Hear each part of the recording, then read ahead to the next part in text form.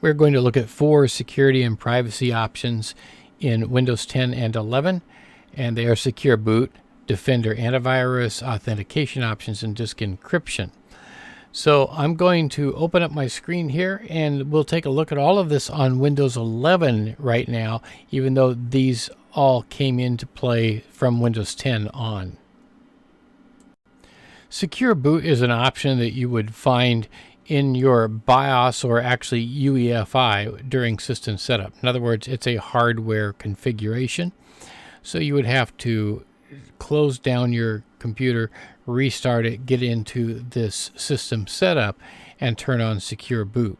The way Secure Boot works is that it contains a record of the bootloader files and in fact a hash of those files so that it can make sure that they are the correct files for the bootloader.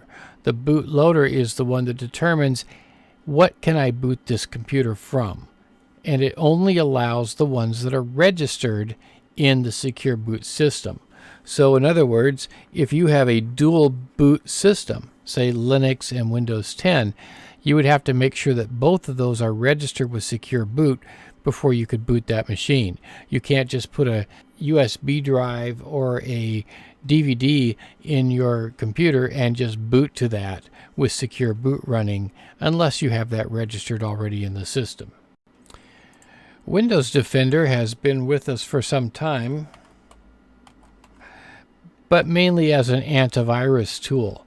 But now Windows Defender does a lot more. It takes care of a lot of the system security options.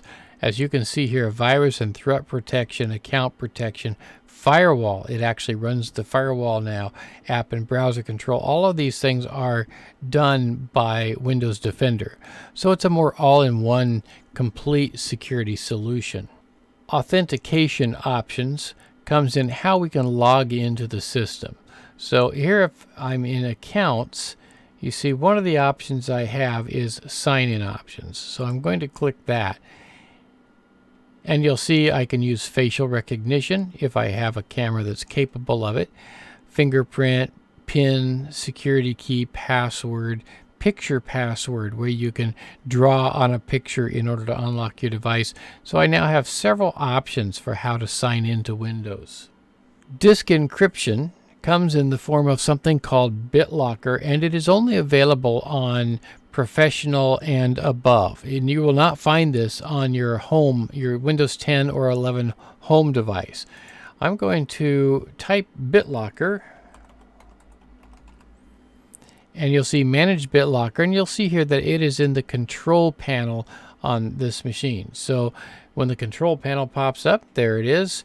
We are on BitLocker Drive Encryption, and I can turn on BitLocker.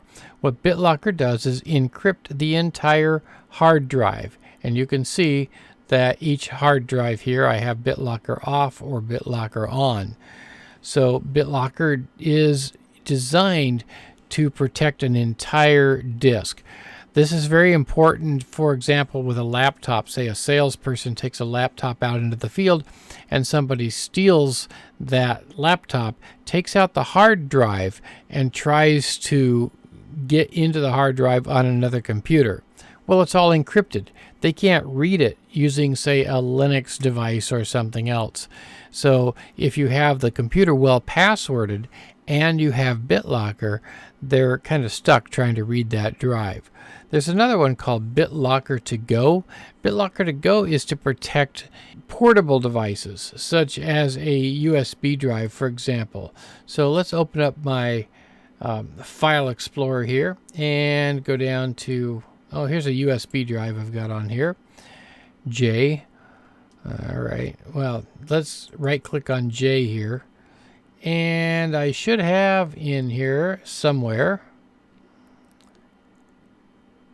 turn on BitLocker. There it is.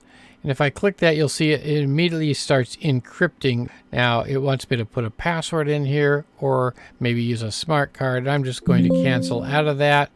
And yes, I do want to cancel that. And so it's all done. But that is BitLocker to Go in order to protect a USB or some other portable drive.